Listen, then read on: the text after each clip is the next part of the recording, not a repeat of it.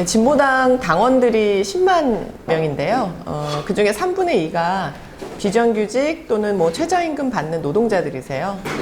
그리고 노동자 당원도 계시지만 농민당원, 또 청년당원, 뭐 노점상 하시는 당원분들, 지역당원, 여성 엄마당 당원들 이런 분들이 다 계셔서 이분들이 직접 구성원이 좀 다양한 편인데 당비도 내시고 현수막도 다시고 그리고 저희 분회 모임 같은 것도 하시면서 당 활동에 직접 참여하고 계십니다. 그래서 다른 정당하고는 조금 다르고요. 조금 더 활동이 더 적극적이신 편이고 그 힘으로 지난 지방선거에서 저희가 그 구청장과 그 21명의 당선자들 낼 수 있었던 것도 우리 당원들이 직접 당 생활을 하셔서 가능했던 겁니다.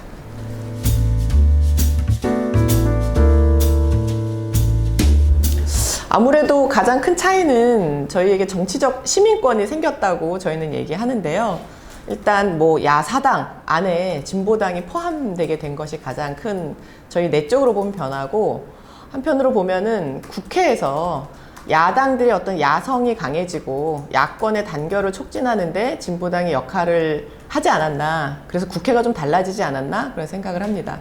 대표적으로 보면 저희가 당시 그 원내 들어가기 전에 국회가 쌍특검이 교착 상태였어요. 민주당하고 정의당하고 입장에 좀 차이가 있어서 두 가지를 다 처리하지 못하고 있었던 상황이었는데 저희가 들어가고 나서 그것이 쌍특검이 통과가 됐고요. 그 이후에 노조법이나 방송법 등 이렇게 또 노동자들의 생존권이나 민주주의를 지키기 위한 법률을 통과하는 데 있어서 야사당들의 공조가 굉장히 이제 높아지고 활발해졌다. 그게 저희가 원내정당이 되고 나서 가장 큰 차이점 그런 것들이 아닐까?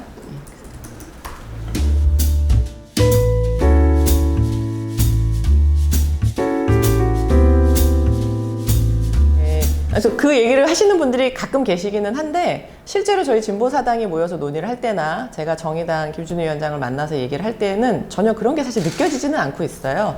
그리고 이미 그게 10년도 더 된 일이어서 사실 과거의 일이고 제가 볼 때는 그런 거는 정의당을 이탈하는 유호정 의원이 자신의 어떤 그런 탈당의 명분을 좀 쌓기 위해서 만들어낸 프레임이 아닌가. 그런데 그런 게 사실은 별로 저희에게도 타격이 없고 그 자체가 큰 효력이 있는 것 같지는 않아요. 그리고 사실관계로 보자면 통합진보당과 그 구성과 내용도 다르고요. 뭐 어떤 식으로 다른지? 이를테면 녹색당은 당시 통합진보당 구성에 참여하지 않았고, 그리고 그 통합진보당을 만들 때 크게 보면 유시민 당시 유시민 지금은 작가죠. 예, 참여계가 있었고 또 민주노동당이 있었고, 그리고 이제 진보신당에서 탈당하시는 신상정 노회찬 의원을 비롯한 분들이 일부 있었죠. 그래서 어떻게 보면 약간 그런 상층 간의 연합으로 더 두드러졌던 건데 지금은 사실은 그때하고는 지금 정치에 참여하고 계시는 분들도 많이 바뀌었고요. 김준우 위원장마저도 본인도 통합진보당에 참여하지 않았다 그런 얘기를 하는데 저도 그때 제가 당직을 하거나 뭐 이런 건 아니었었기 때문에 좀 차이가 있죠. 지금은 또 정당들 간의 논의여서 그때는 약간 상층 간의 교류가 좀 크지 않았나 이런 생각도 듭니다.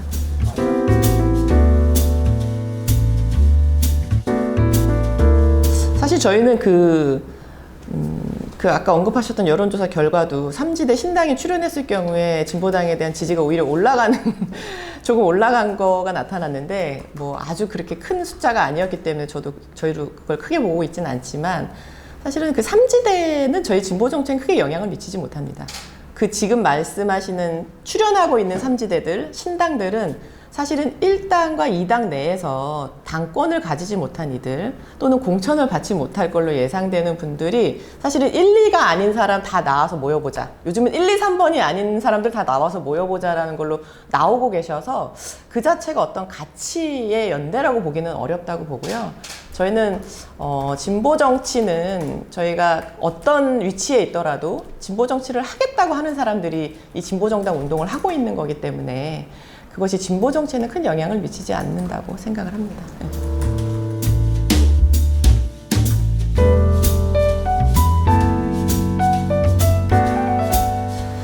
그 병립형으로 돌아가는 거는 지난 촛불 항쟁 이후에 저희가 국민들이 함께 얻었던 소중한 정치개혁의 성과를 되돌리는 것이기 때문에 저희는 퇴행이라고 보고 있습니다. 그래서 병립형으로 되돌아가는 것은 있어서는 안 되는 일이라고 생각하고요. 특히 민주당에서 그 병립형으로 돌아갈 것을 고민하고 있다고 하는 얘기도 있고 또 여러 가지 보도들이 나오고 있는데 그럴 경우는 어떻게 보면 지금 여당인 국민의힘과 야합을 하게 되는 것인데 저희가 지난 국회에서 야사당들이 함께 공조하고 단결해서 공동 대응해왔던 흐름을 깨는 것이라고 생각을 하고요.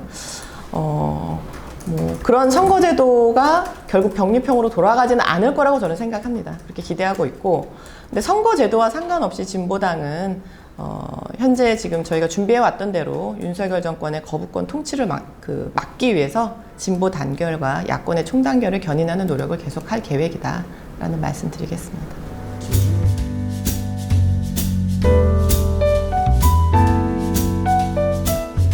저희의 목표는 두구두구두구.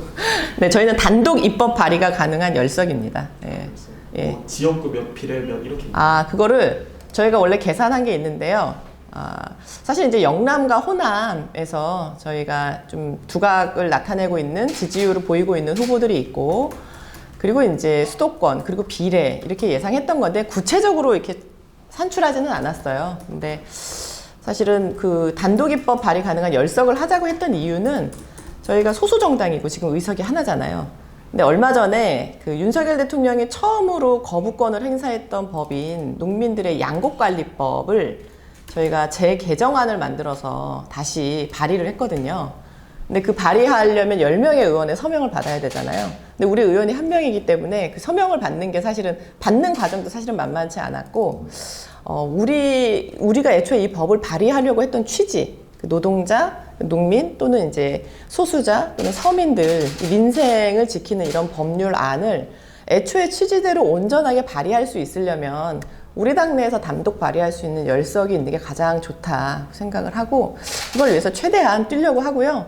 진보당이 뭐 이번에는 그리고 그 한 축에서는 저희가 이제 입법 발의 준비하는 그 의석 열석을 목표로 하는 것도 있고 한편에서는 22대 국회 구성이 좀 달라져야 되지 않나라는 생각이 있어요. 최소한 국회에서 진보 정당이 열석 이상의 좀 세력은 형성이 되어야 한다라고 생각을 하고 그렇게 생각하는 이유 중에 하나는 현재 사실은 여당이 정당으로서의 역할을 못하고 있다 생각하거든요.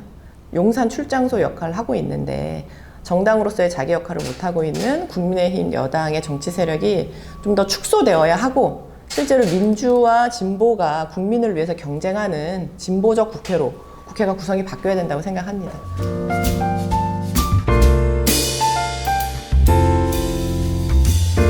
사실 이제 어저께 그 본회의가 있었잖아요. 국회에서 본회의에서 이태원 참사 특별법이 처리가 됐어요.